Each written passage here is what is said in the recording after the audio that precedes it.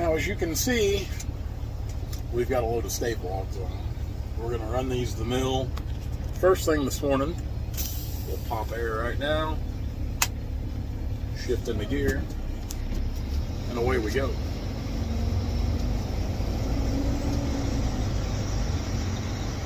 We get out here to the highway. I'll go ahead and drop my tag. Generally, if I'm running on gravel roads or up and down my driveway, I don't put my tag down. I always kind of wait till I get on the highway. I don't know. And this tag on this Western Star is steerable, so I mean, there's really no reason I shouldn't put it down. It's just old habits from the one stack Mac. Get up here past 401K. All of it. There we go. See the light. We still got some sorting to do. I've just been offloading because I've been hauling mixed loads. It's another load of stave there, quarter saw, then some of that brown wood.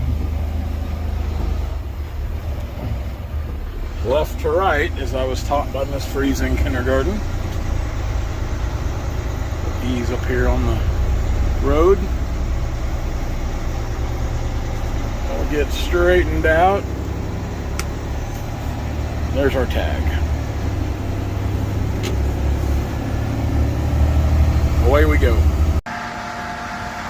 Another load of low grade here, getting ready to go in. This is just pallet and tie material, top logs, stuff like that. Again, not the most favorable loading conditions, but that's what we got to work with. We had to do the same thing back in 09, so it takes a little longer to load because you really got to pay attention. And yeah, there'll be people that want to give you all kinds of ideas and tips on what they would do and how they would do it different. Apparently, I'm not putting a whole lot of thought into that because I'm doing it my way and hauled several loads out of here. Been okay so far. Just like anything, you got to pay attention. Take your time. Don't get in a big hurry.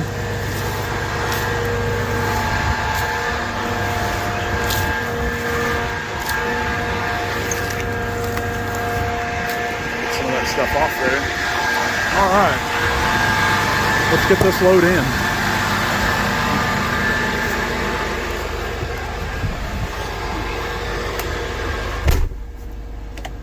Kick the PTO off. Away we go. Go ahead and get these stave logs loaded.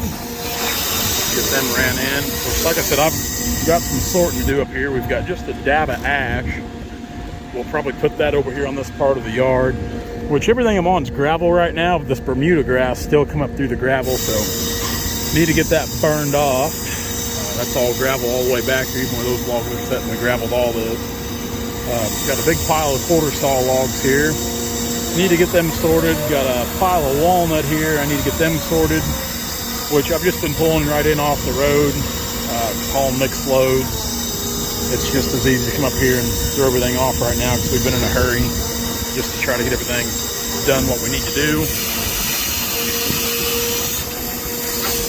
Just a lot of shuffling of logs. We try to minimize it the best we can, but sometimes it's just kind of inevitable. You've got to kind of shuffle them depending on where you're at and what you're doing to get them to go to the right places where they need to go.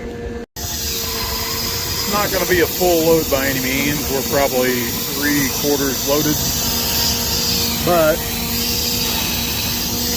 I don't know when we'll get another run of these logs, and they're just taking up space, and I don't have that far to haul them, so we'll just go ahead and take them in. Again, we're about 3/4 loaded. Well, how about for conversation's sake, we say 5/8 loaded? That sounds better. Now, we get these unloaded, I'll put on another load of pallet, and we'll haul pallet for the rest of the day, pallet and tie. I have seen some things in my life, but there's literally a herd of goats coming straight towards me. I'm just gonna sit here, because we got one dog in the ditch over here. Obviously, he said to heck with this, it's not paying enough. The other dog's up there. He said, you know what, this job does suck. Now they're chasing the dogs. I don't know anything about herding goats, so I'm just, like I said, I've got my beacon lights on to kind of let traffic come on top of the hill and behind me to know, there's things going on. So, man, what a deal. I don't know if these are Amish boys. One of them looks like he's an Amish boy. Of course, that dog, he's like, nope, care less about goats. Had enough. he quits. Oh boy. Yeah, he's still going. He has really had enough of this job. I don't know if they've got out. I mean, obviously they've got out somewhere, but, well, the other dogs went back through the fence now. This is a pretty new fence. I remember a little more than a year or so ago they built that. Oh well, the things you see in a log truck. I think they found the hole. Well, maybe not. What a deal. Like I said, the other old dog, he's out there in the pasture. Yeah, I think he knows he's in trouble. The other one, I don't know where in the world he went. We're going to proceed with caution on up the road here. Oh boy, now we've got goats that are going through the other fence. We got some frustrated kids out here trying to herd goats. I'm quite certain those goats don't belong over there. This is what cracks me up. Look at him. He's out there just sitting down like it ain't his fault. Dogs are wonderful creatures. Oh, got a few more getting ready to join the herd over here. Oh man. All of them. Ain't that something? They're going to have a heck of a time getting those things rounded up. That's a pretty big farm right there, so yeah, they're going to have a heck of a time rounding them up.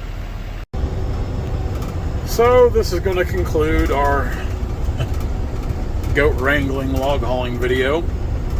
We're pulling in with the last load of the night. Kind of right there. We are about 7/8 loaded. I didn't have enough logs to put on what I like to call a good load of logs, so we'll just say we're 7/8 loaded for the fifth and final load of the day. We're trying to get this all wrapped up before the rain gets here, which it's just about here. We're just a hair after 5 o'clock. We're going to wheel in here at Straw Hat Sawmill and get these logs kicked off. These are just low-grade logs, pallet and tie. Now you guys know, I guess when it comes to selling logs to Amish sawmills, I'm kind of a hypocrite. I do it. They usually pay the most for these low-grade logs. It's hard enough to find a home for them as it is. I will say this: these guys treat us pretty good on logs. That's one thing I will say about them. They do treat us good. But everything that goes on with the religion, I don't understand a lot of it about. They can have, obviously, John Deere knuckle boom loaders. They can have cell phones, but they can't have electricity. Like I said, there's just a lot of things I don't understand about the dynamics of it all. But, oh well, it works for them. Their money's always good, so I guess it works for me. Guys, see you later.